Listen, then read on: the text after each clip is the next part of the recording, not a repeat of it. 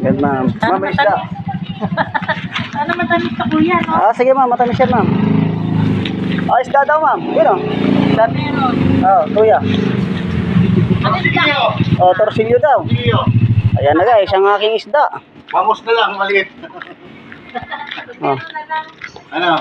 Wow. Maganda ng mga isda ni kuya. Sariwa, oh. Ano yan, kuya? Torsilyo sa kapagi. Pagin. Pagkunot.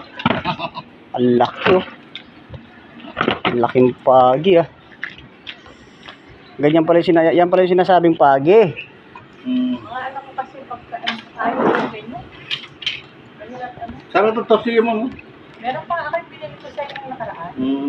Pamimigay ko na nga. Yun lang. Eh.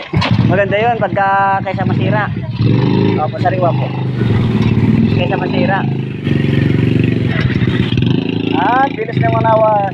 Walang bumili ulit na.